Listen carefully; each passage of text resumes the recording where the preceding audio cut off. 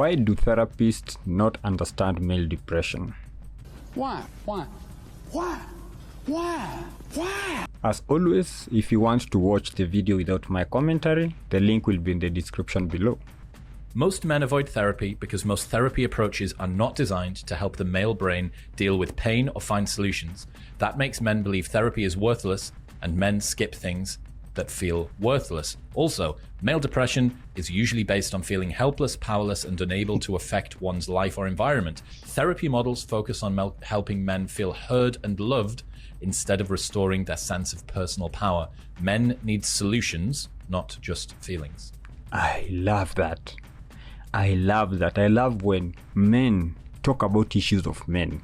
Because unfortunately for us, especially in the mental health field, unfortunately for men, most therapists are women. And instead of having a client-centered approach, they just want to do a one shoe fits all. For a man, if you're not giving me a solution, I don't care. If I wanted empathy, I know where I'm going to get it. I'm here for you to help me deal with this issue. And I don't think me sitting here talking about my childhood is going to solve the issue of why I don't have money and how that is causing me depression or depressive feelings. Absolutely. And we are churning out here in the United States an overwhelming number of therapists who do not have the skills that they need or the experience that they need to provide lasting solutions that will undiagnose you in the long term. It's not that every therapist is bad. I was a therapist for years. There's many of my colleagues who are wonderful. However, the system we are doing here in America is to desperately churn out as many healthcare providers as we can because we do not have enough of them, and to focus their training in specifically on the Diagnostic and Statistics Manual so that you can treat issues. And then you're going to be coupled in with all kinds of medication, and problems are nigh unfixable because you're just medicating and triaging. So much of mental health in America is based on the medical model and endless triage management, symptom management. That's all it is for the rest of their life. And when you get a man into that system, men would rather kill themselves than sit there and say, I am disabled. I must have a medical assistance for the rest of my life. And all I can do is sit here and talk about my feelings endlessly for the next 10 years while paying $10,000 for the privilege. Fortunately or unfortunately, the American system more or less becomes the system used around the world. Whoever pays the piper calls the tune. So that's why most of these studies, most of this research, most of these models, most of these trainings, which are funded by pharma, are all about pushing the pharmaceuticals. That is not what men are looking for. Men are looking for solutions, and they're looking for guidance in how to apply those solutions. When you give them those things, men will do just about anything for you. Why is it a problem for therapy models to focus on helping men feel heard and loved instead of restoring their sense of personal power? Why is that something which is uniquely male, and why is that the approach that therapy models have when trying to fix men? Well, I'm not a therapist, but as a man, I can give my 2 cents. I'll let the experts explain. My 2 cents is that men, there is nothing as disabling to a man as him perceiving a loss of his power, status, position in society, him having the feeling and thinking and knowing that he's powerful, he is able. That is what makes a man thrive. That's what makes a man whole. The brain scans show us that the male brain goes backwards to observe and then forwards to act upon it. It mostly goes like this: back, observe, forward, act. When we see a problem, we act upon that problem. That's how the male brain tends to work. The female brain tends to observe in the back and then go back and forth across the hemispheres and make a bunch of connections and process it and then think about it and pull pieces out and make deeper connections. That is often why women communicate, to process with each other, to share with each other, and they need to feel heard. They are also fairly risk averse typically, so a woman doesn't typically want to be the one who makes the final decision, but they value being heard so they can have input on a group decision that all of them, their brains go back and forth and make a decision together so that there is shared reliability and shared responsibility among the group. Men want to observe and act upon it and solve the problem. When you have a therapy model that just makes men feel heard and loved, okay, they kind of feel heard, I feel heard, and they kind of feel loved, well, I kind of feel loved. Now I feel like a useless piece of helpless garbage that other people are sitting here loving. That means they just pity me, and I am just an endless creature of pity. Wow, this is so powerful. That's the worst you can ever do to a man. Make him feel useless. Even if what you're doing is with good intention, he starts viewing it like, okay, you're loving me out of pity. You're empathizing with me out of pity. And now that turns whatever you are giving, the good thing you are giving, into poison. It starts to poison him from within. Who will never solve any problems. It almost makes them worse. Is there a point where it helps men to feel heard and loved? Absolutely. Do men not need to feel heard and loved? No, they do. But it just makes them feel like they are being pitied. And that is something men would rather die than experience for the most part. He ain't lying. You said as well, most therapy approaches are not designed to help the male brain deal with pain or find solutions. What's the deal with pain element? I can see the find solutions. That's the back and forth. That's the I have the information. It's time for me to enact something. What about the deal with pain thing?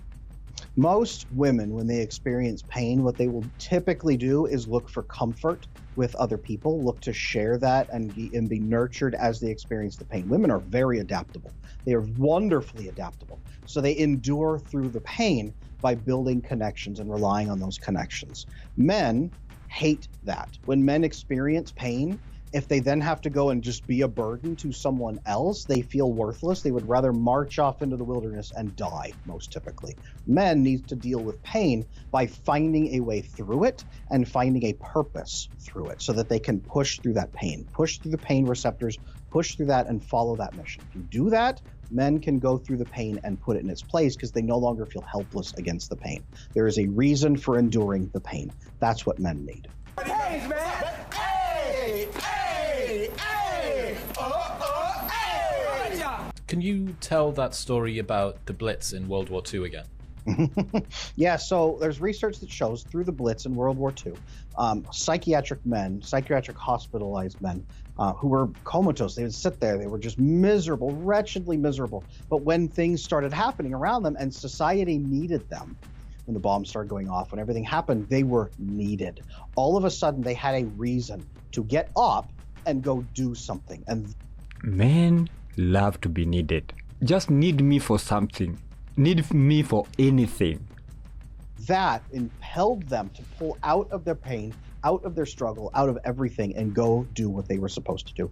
It is the same thing as a depressed man who is finally called up to do something and goes and does it in his family, in his life. Men who are low and low and low, and then they find out that the woman in their life is carrying their child, and all of a sudden it sparks a difference in him, right? He stops drinking, he cleans himself up.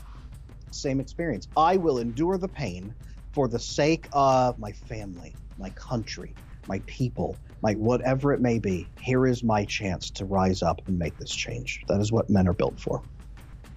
Does the fact that a man with a strong enough why can bear any how, which is a nice synopsis, I guess, of what you're sort of touching on there, does this explain why modern men are so insecure?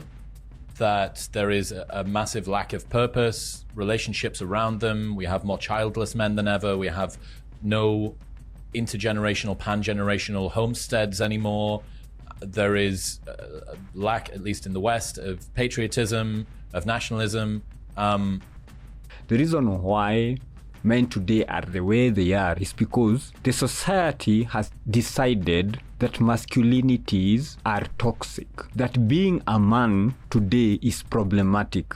Just the fact that you're a man is problematic, and they are pushing that misandrist viewpoint and ideology openly. So if you tell me that being me is wrong, then why do you want me to participate in your society? I am the problem. So what do? I'm going to withdraw myself from that society. We've said that men are solution-oriented. If I am the problem, then what is the solution? Is to remove myself from your spaces. And if men get a space where they feel loved, they feel appreciated, they feel respected, they feel needed, that's where they will go. And that's why the red pill, the manosphere, has captured a lot of men. Because the manosphere is telling them, be masculine. It's okay to be a man. Take charge of your life. If women are the ones causing you problems, just cut them out. Focus on yourself. And then when that positive fear comes up and starts to support men, they start being called right-wing. They start being called women-hating and all these words. So men have withdrawn from your spaces because you told them they were toxic. They went and built their spaces, and now you are following them all over there, saying that no, you are not allowed to be in our space, and you're also not allowed to be in your space. First off, why are modern men so insecure? And then secondly, how does what we've just spoken about play into that? So many of the men who come into my coaching program are lacking what I call human impact. They have no ability to create human impact in their life. That's what a legacy is the lasting human impact that endures after your death. It does not have to be biological children, although that's one of the easiest ones to point at and create. It can be adopted children. It can be mentored people that you help. It can be people you rescue. It can be an organization that you build. A human impact is the purpose of a man's life, because someday you will die. You will be dust. Your money will be frittered away and taken through taxes and all kinds of things. Your property will be divvied up. Your everything you've cared for in your life will be taken away. Jesus Christ. The only thing that endures is the future generations who are fundamentally altered because of your existence on this planet. That is the purpose of a man's life. That is why so many men want to kill themselves now, is because they find no purpose and no ability to create human impact.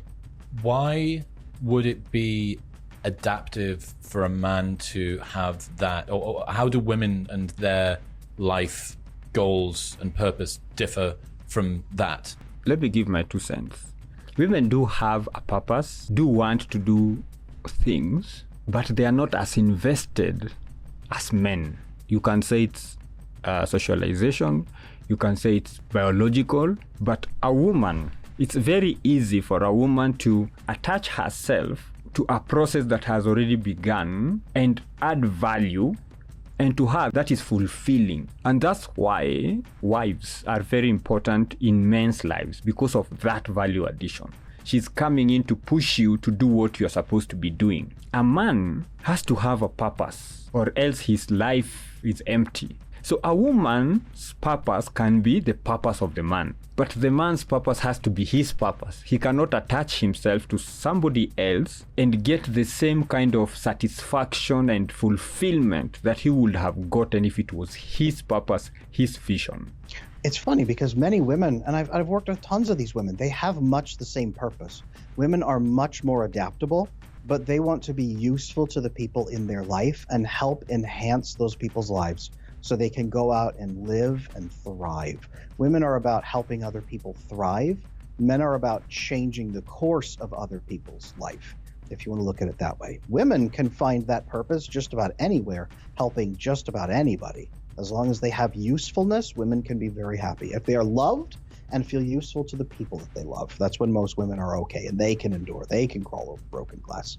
But they aren't looking for the overall life-changing creation that men are looking for. They're looking for enduring and helping people endure and nurture them as they go. Whereas men are capable, mission, powerful. Absolutely. That's what men are looking for. That was a very good discussion. Subscribe to the channel. If not, You're a bitch.